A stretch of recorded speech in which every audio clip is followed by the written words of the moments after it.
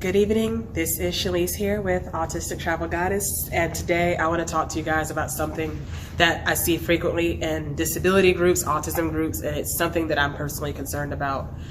And I'm concerned about this for the sake of our community, and it's called the crabs in the barrel mentality. A lot of us have this attitude that whenever we see someone that's successful and it's, self-made success and they've actually had to struggle to get successful, we want to lump them in with people who are privileged and people who've had handouts.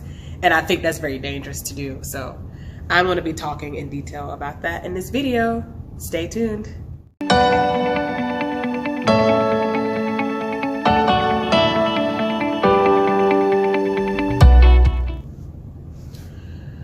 What I notice in the autistic community and the disability community in general is there's almost like this guilt trip that anytime an autistic person or a disabled person is successful, they want to attribute it to things like, oh, well, they had privileged parents, they had this, they had that, like they had some kind of handout or they had some kind of easy ride to get the success. And while there certainly is privilege, while there certainly are those people who get ahead because they have parents to help them, there are people who get ahead because they, were pre-set up for that in their childhood with connections and resources and things like that. That's not what I'm talking about here.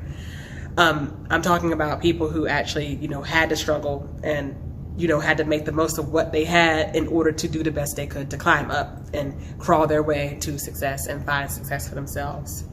So there seems to be this guilt within the autistic community that anybody who does have any kind of self-made success, that it's not real, that somehow they're faking it, somehow they're just privileged. And I feel that to an extent, it does derive from a lot of people with autism and disabilities feeling discouraged. Like a lot of people in our community are jaded when it comes to being successful or when it comes to reaching their dreams. And so I think that attitude comes from a place of being jaded and lacking confidence in their ability because, maybe they did not have the resources or the confidence or even the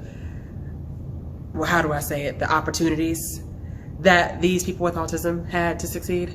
So I think when they speak this way, there's a sense of, like lack of confidence and lack of somewhat of a bitterness because they felt that they were shortchanged in that way. But what I want to say is that attitude, just thinking that, there's no such thing as an autistic person that worked hard for their success, I think that's somewhat of that's actually a very disempowering attitude to have, because to think that way suggests that people with autism can't be successful unless they have some sort of help. Like thinking that way kind of keeps you stuck and it keeps you from thinking about ways to make your own self successful. And it also fosters this sort of I don't want to say jealousy, but this negativity and this belief that you're only truly autistic and you're only, truly with the cause if you yourself are struggling and you have to stay, at this level in order to be for the cause. Otherwise, you're a sellout. And I see this a lot too in marginalized communities, like among women, among African Americans, but the same thing is very prevalent when it comes to disabilities and autism as well. And I find it disempowering, and I wish that we would start to think outside the box instead of thinking that everyone's privileged and has some sort of handout when they got success. And I'm not saying there's no truth to that, but I'm saying that there are people who genuinely struggle and, they are making something of themselves and they're doing the best they can to rise up above their station and what's expected of them by society. So for real, I think we need to cut that mentality out because it's not healthy for us. It's not healthy. It's not conducive to us moving forward. And it's actually divisive within the disability community. So I hope that we can change that. How many of you guys are with me? Drop a comment below. All right, we'll talk to y'all soon. Ciao.